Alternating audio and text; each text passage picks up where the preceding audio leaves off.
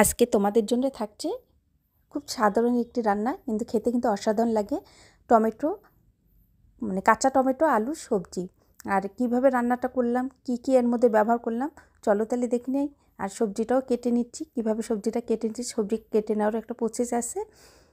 তো এখানে আমি নিয়েছি আলু, এখানে রয়েছে কাঁচা কাঁচা টমেটো, একদম কাঁচা টমেটো কিন্তু লাগবে, পাকা টমেটো দিয়ে খেতে কিন্তু বেশ ভালো লাগে না, কাঁচা টমেটো দিয়ে বেশি মজা লাগে এই সবজিটি। এখানে পেঁয়াজ রয়েছে কাঁচা লঙ্কা। তো আলুটা প্রথমে আমি ছুলে নিয়েছি,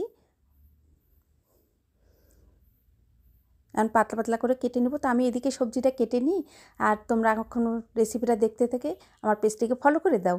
আর যারা অলরেডি পেজটিকে ফলো করেছে তাদেরকে অসংখ্য ধন্যবাদ। আর যারা ইউটিউব চ্যানেলটি দেখছে এখনও যারা আমার চ্যানেলটিকে সাবস্ক্রাইব করে, প্লিজ তারা চ্যানেলটিকে সাবস্ক্রাইব করে নেবে।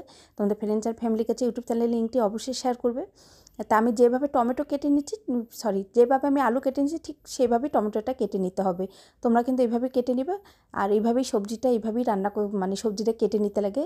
ওই ডুমো ডুমো করে দিলে কিন্তু ভালো লাগে না, টমেটো তো খুব তাড়াতাড়ি গলে যায়। তো আমার টমেটো আলু পেঁয়াজ লঙ্কা সবই কেটে নেওয়া হয়েছে। এখন চলে আসবো রান্নায়। আর এই রান্নাটি করতে কিন্তু সর্ষের তেল লাগবে। রান্না রেগুলার তেলে দেওয়া যাবে, তবে সর্ষের তেল দিয়ে করলে বেশ মজা লাগে খেতে, খুব সুন্দর একটা স্মেলও পাওয়া যায়। তার তেলটিকে ভালো করে গরম করে নিতে হবে। তো ভালো করে গরম করে নিয়ে আমি 2টো শুকনো লঙ্কা দিলাম, অবশ্যই শুকনো লঙ্কাটা একটু ফেটে দিয়েছি।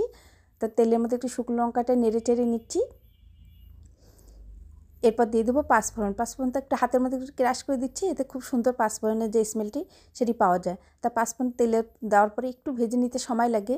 পাঁচফোড়ন যত ভালো করে ভেজে নিবে, আবার তাই বলে পুড়ে ফেলো না, যা মানে খুব সুন্দর একটা স্মেল যতক্ষণ না বের হচ্ছে ততক্ষণ একটু ভেজে নিতে হবে। তো আমি তেলের মধ্যে ভালো করে নেড়ে চেড়ে নিয়ে তো আমি এখন পেঁয়াজটি দিয়ে দিলাম। এখানে আমি 2টো পেঁয়াজ নিয়েছি মিডিয়াম সাইজের, তোমরা বড় সাইজের পেঁয়াজ দিলে একটি দিতে পারো।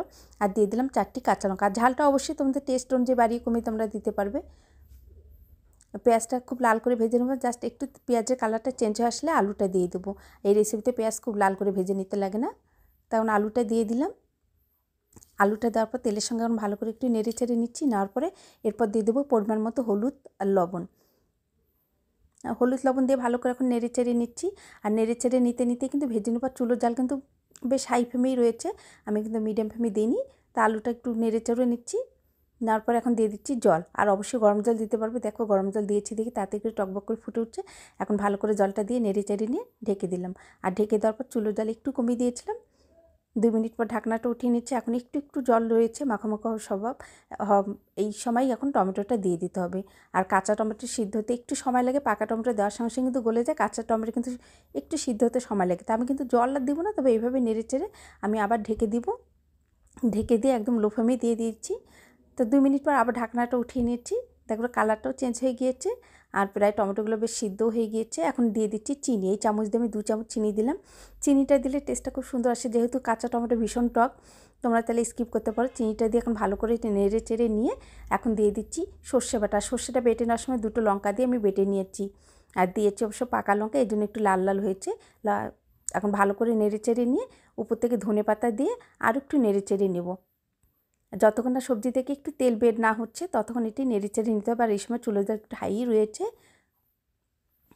দেখো উপর থেকে একটু তেল বের হয়ে আসলে আমি এটা নামিয়ে নেব। তবে এখন একটু তেল ছেড়ে দেয়নি, তেল যেহেতু একটু বেশি দিয়েছি, একটুখানি পরে দেখবে যে উপর থেকে তেল ভেসে আসছে।